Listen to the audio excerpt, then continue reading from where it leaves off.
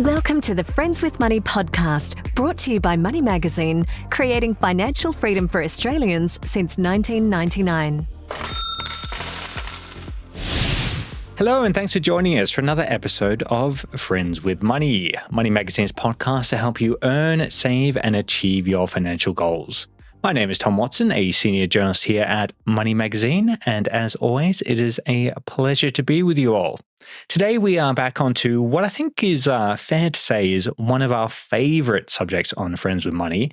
It's exchange-traded funds, ETFs. But what we're really going to be focusing in on today is a particular breed of ETFs, a breed which seems to have grown and grown and grown, at least in terms of the number of products available in recent years. We are talking about thematic ETFs. And if that's a term that you've never come across or you're only vaguely familiar with, do not worry, because we have an ETF expert here to explain what they are all about. So on that note, I am very pleased to say that we are joined today by founder and chief executive of Stockspot, Chris Brycki. Chris, welcome back to Friends with Money. Oh, thanks for having me back, Tom. It's great to be back on the show. Always lovely to have you on, Chris. Perhaps you can start us off by helping us to nail down the kind of the what in the equation, specifically what exactly thematic ETFs are and what kind of, themes and inverted commas we are talking about here. Absolutely. Well, I think most of your listeners will be familiar with the traditional sorts of ETFs. So historically, the first ETFs that came about in Australia just tracked very broad market indices. And so the ASX 200 is an example, or in the US, the S&P 500. So these are big indices with lots of different sectors and lots of different companies, all smooshed together into one single ETF. Now, a lot of those ETFs got created to cover all the big broad markets, but then the ETF companies, the issuers of these products, realized that not only is there interest in the whole broad market, but actually people were interested in buying particular sectors of the market or particular, ways of divvying up the market into little segments. And that's how thematic ETFs came about. They're really a way of getting exposure to just a niche area of the market rather than the whole market. And some examples would be dividend ETFs would be a thematic ETF. Environmental and socially responsible ETFs or ESG type ETFs is a thematic. Technology ETFs, or even if you want to get more granular, AI-related ETFs would be a thematic ETF. So you can really divide up the market in any sort of way you want to create a thematic ETF, and it just allows people to really focus their investments into a particular area of the overall market. Chris, I want to kind of get into some of those specific kind of categories of thematic ETFs in a second, including some that you've already touched on. But I also want to drill down into something that you were just kind of explaining there, which is why might people choose to build a portfolio of thematic ETFs rather than, say, focus on ETFs which, track the kind of indices that you were talking about before, like the ASX 200, like the S&P 500, like one of the many kind of popular indexes in the world? Well, there's a few different reasons. So, the first reason would be if people have a particular view about that sector of the market doing well. So you might find that someone has an opinion that technology, for instance, is going to continue to outperform or do better than the other sectors of the market. And so they want more exposure to that particular sector in their portfolio. Certainly within our client group, we see that where a certain sector has done well and they think because of the components of that particular ETF that's going to continue to do well. So it allows you to have a more concentrated bet in that area. The other similar but related reason might be that, and we notice it in Australia, a lot of people already have exposure to sectors like financial services and mining through owning, either the direct shares like the bank shares and BHP and Rio, or through owning a broad ETF like the ASX 200 ETF.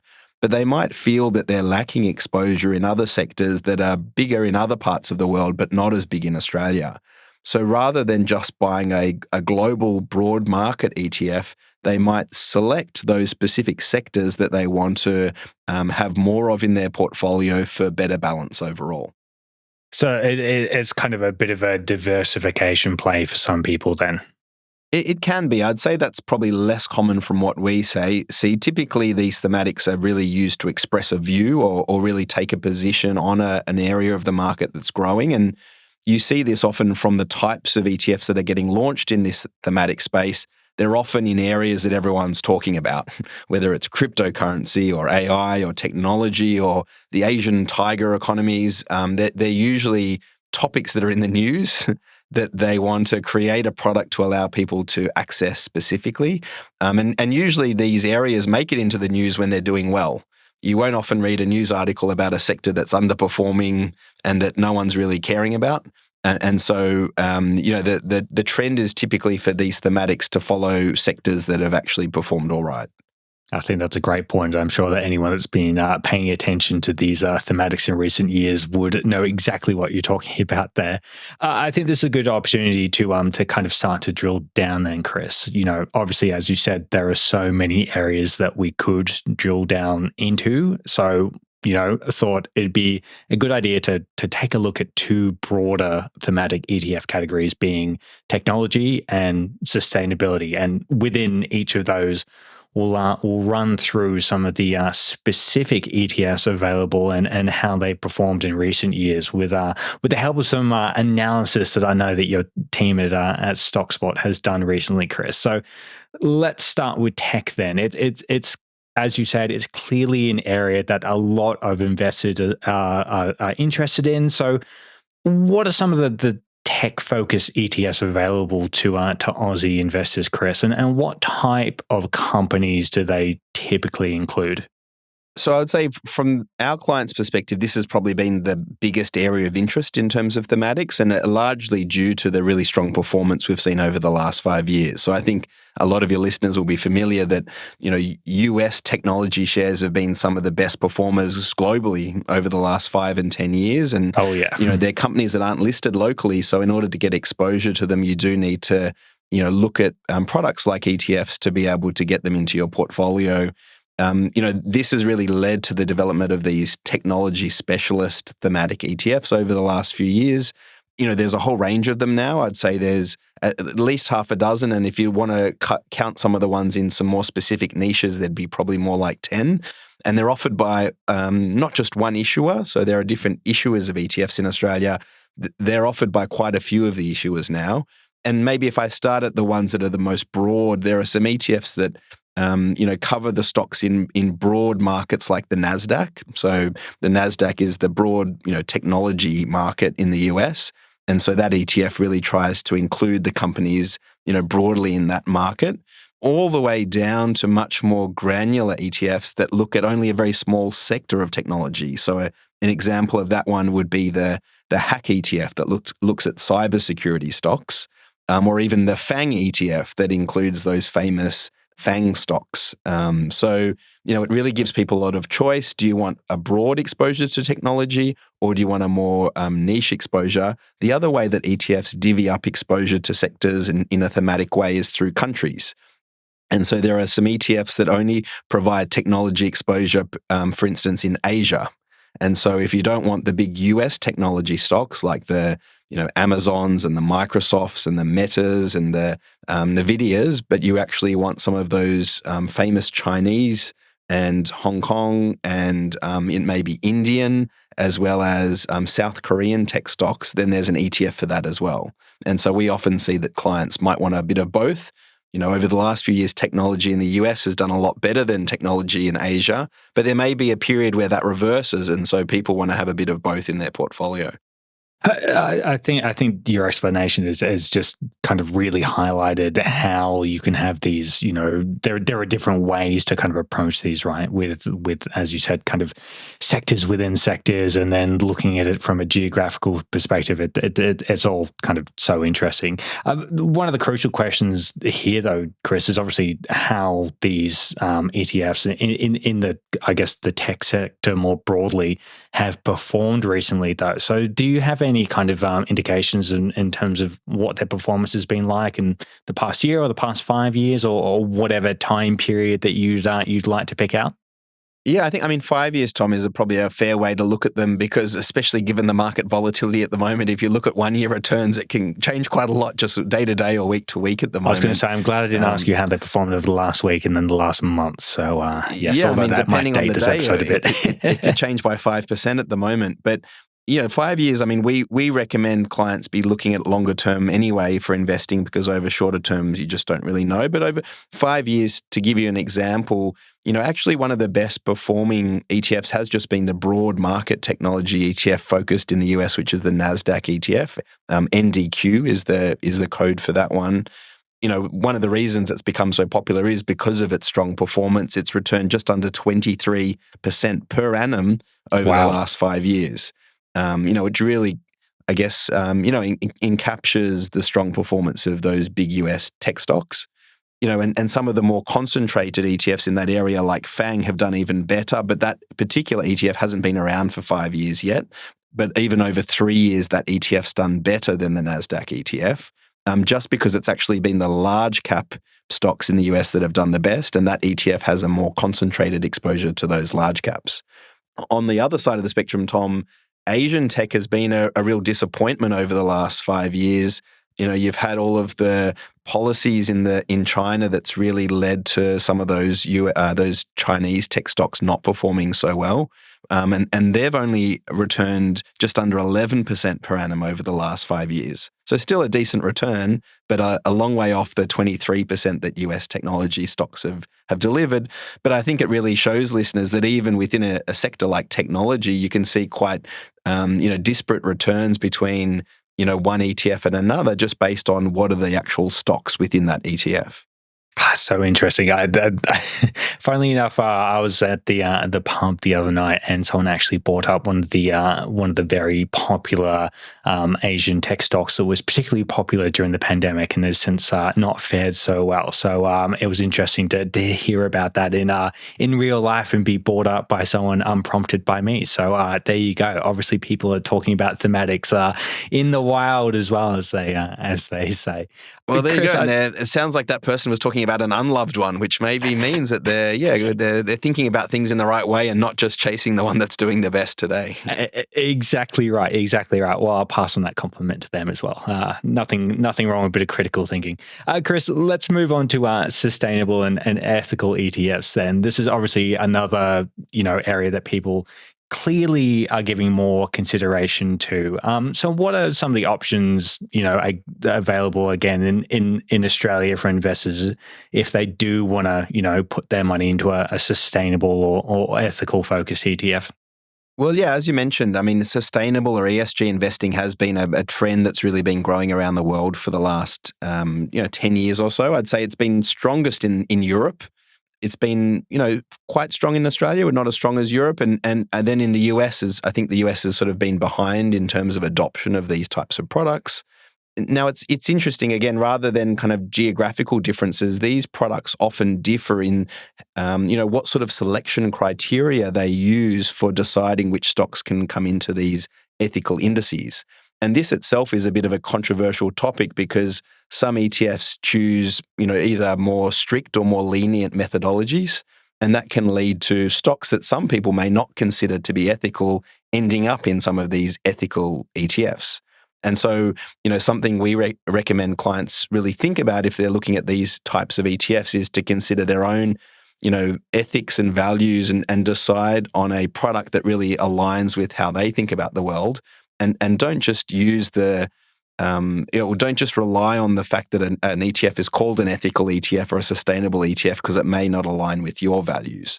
So in Australia now, again, there's a large group of these ETFs available. Some of them are based on rules. So these are traditional ETFs.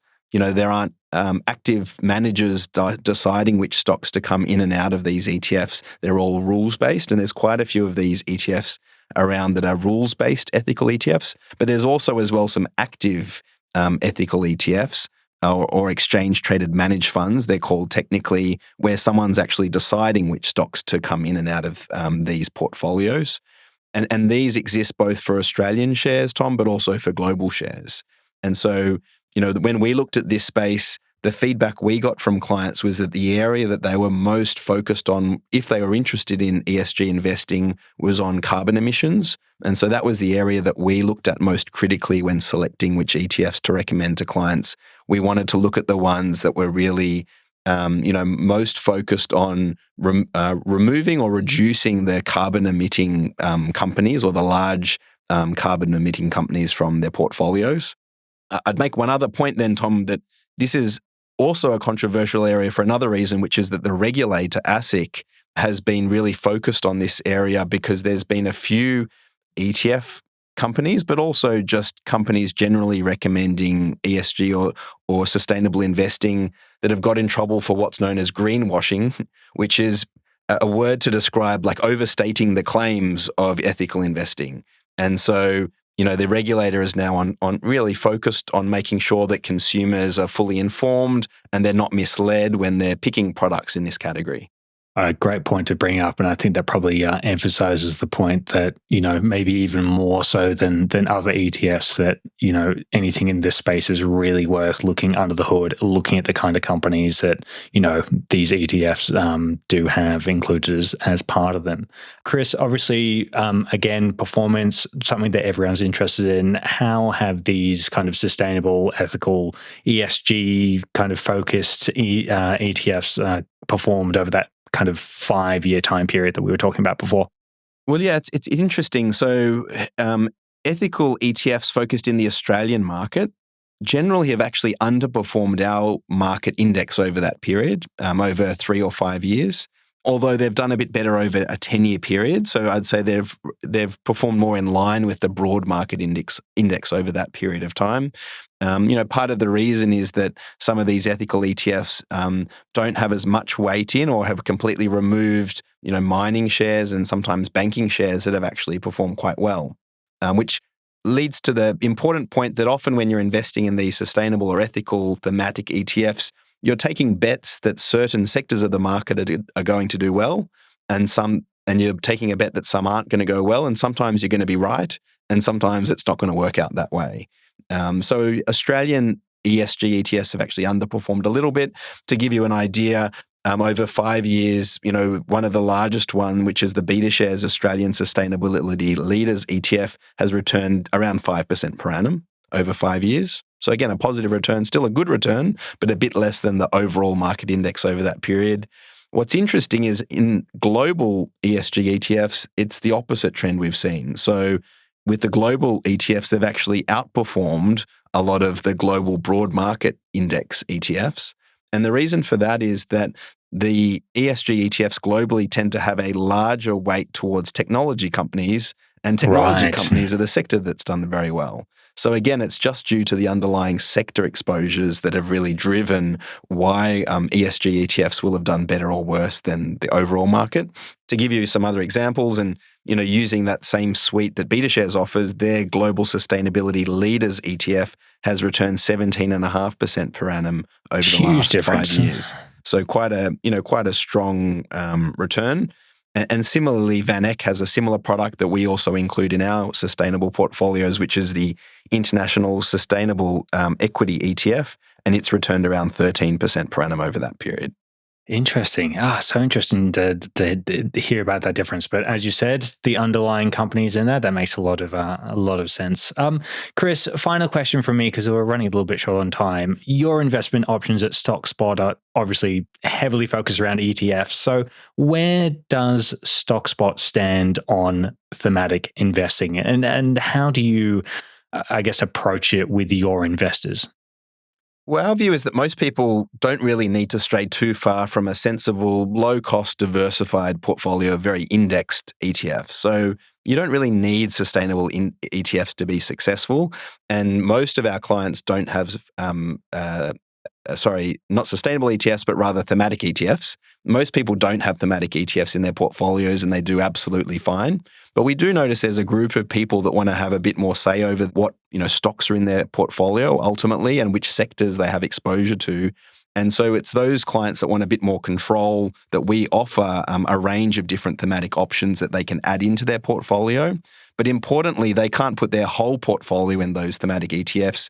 We limit it to about 20% of their overall portfolio. And the reason is that we really want to balance the risk that these ETFs bring. And by allocating too much more than that, you lose a lot of the diversification benefits and actually, we believe, take too much risk. So we allow clients to add 2 or 3 of these thematic ETFs to their portfolio of their choice. We can help them pick them. We create these bundles of thematic ETFs, which are like ETFs in a similar category where we choose them for them, or people can choose these thematic ETFs individually.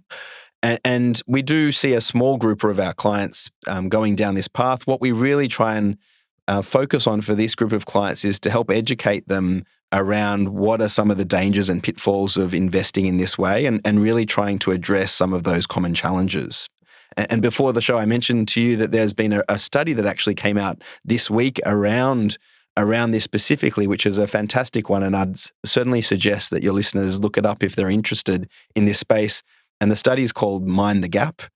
And it was looking at what they describe as the behavioral gap with investing, which is the difference between the returns that the actual funds earn or ETFs earn versus the returns that investors in those funds receive. And what this study actually found was that sector ETFs, or these thematic ETFs focused on a sector of the market, when people invest into those, the returns that they earn are 2.6% per annum less than the returns of the ETFs themselves.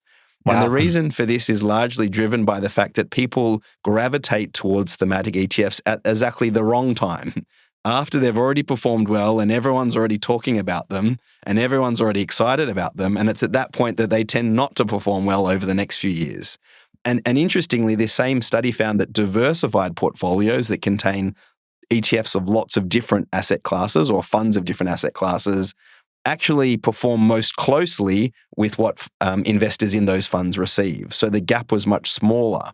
And what this shows is that if people are well diversified, they're less likely to be chasing whatever's hot, and they're more likely to stick to a strategy and not be focused on market timing. And so the point really is that if people are focused on thematic ETFs in their portfolio, to be very careful to not just pick them because they're hot at the moment. And if you are picking them because they're hot at the moment, make sure that you've got an appropriate time horizon to actually realize returns from them, because it's quite likely if you're buying something because it's really getting talked about a lot at the moment, then it's going to have a period of disappointment that it's going to have to go through before you ultimately enjoy great returns from it. Excellent point, and a fascinating note to end on. We'll get that the report name from you, and we'll pop it in our show notes so everyone listening can go and have a look themselves if they like. Chris, it has been an absolute pleasure having you on, as it always is. So thank you so much for doing such an excellent job of explaining all things thematic ETFs to us, and we'll look forward to having you back on the show next time. Thank you, Tom, and yes, always happy to come back. We'll definitely get you back, Chris, very soon. That's it for this episode of the Friends with Money podcast. But don't forget to jump on our website, moneymag.com.au, for all your financial news needs, or you can go grab yourself a copy of the latest edition of Money Magazine in all good newsagents. As always, Friends with Money will be right back in your podcast feeds next week. So until then, I am Tom Watson. Goodbye for now. Thanks for listening to the Friends with Money podcast. For credible, independent, and easy to understand financial commentary, visit moneymag.com.au. Please remember that the views and opinions expressed in this podcast are general in nature, and further independent advice and research based on your personal circumstances should be sought before making an investment decision.